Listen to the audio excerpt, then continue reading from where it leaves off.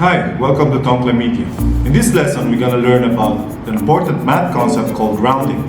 To help you understand what rounding is, let's think of how numbers are used. Most of the time, numbers are used to represent amount of things. For example, how many hours do you need to travel from here going to Phuket using car? Or how many days until your birthday? Or how many students are enrolled in Tonkla school. But before we proceed, let's have a special guest. Hey students! Okay. So we're going to ask Teacher Nick, how many students attended your high school? I would say around 800, Is it exactly 800? maybe 700, Is it exactly 700 or maybe 600. 600? What is the exact number of the students? To be exact, Yes? I would say 563. Okay.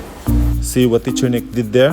At first, the number that he represents the students in his school was a round number, and that number is 800. It was a good estimate on how many students in school, but it wasn't the exact number. The other two numbers, which is 700 and 600, are a little closer to the exact number, which is 563. So all three estimates are rounded version of the exact number. So the thing that we need to know is which number is the most precise and the least precise. As you can see, the most precise number or the closest number to the exact number is 600.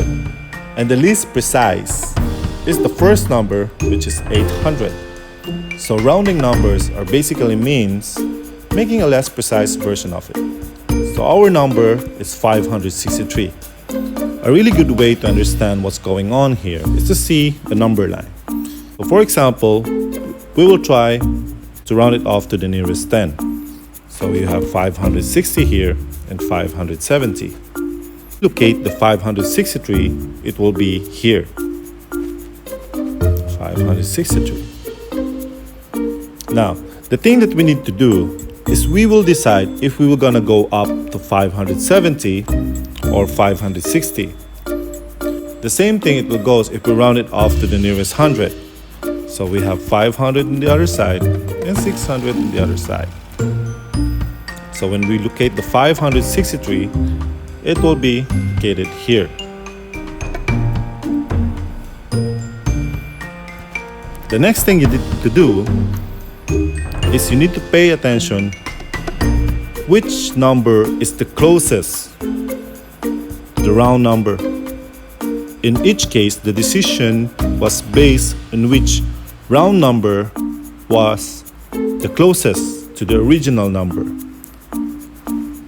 So if 563 is closer to 560, if we round it to the nearest 10, the answer will be 560. And the other side, if we round it off to the nearest 100, 563 will become 600. The question is, why we ever want the number less precise? What is good for? Rounding numbers can offer a lot more easier to do calculations with. For example, instead we add 513 plus 279, we can just calculate easily 500 plus 300. And sometimes you don't really need to have an exact number. For example, if you weigh your cat. If your cat weighs 3.73179 kilograms, we can just say 3.7 kilograms. Easy, right? Now, let's move on to the procedures that we follow in rounding numbers. We have here number 1573. The first step is you need to closely pay attention on what number that we need to round off. So let's try round it off to the nearest 100, which is number 5. So you need to remember two things. The first one is you're gonna keep the big number. And then the second one, the smaller number, which is the 7 and 3, you will change it into 0.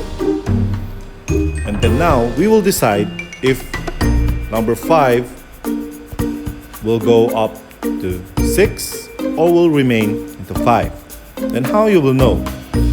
So when you round up or you round down the number, always remember these numbers. Round down is 0, 1, 2, 3, and 4. And if round up, it's 5, 6, 7, 8, 9. So the next step that you need to look, if we're gonna round it down or round it up, is to see the next number to 5, which is the number 7. If it is the number 7 here, meaning we need to round it up to 6. So the answer will be 1,600. Well, it's easy, right? So I hope you learned something about this video. Till next time.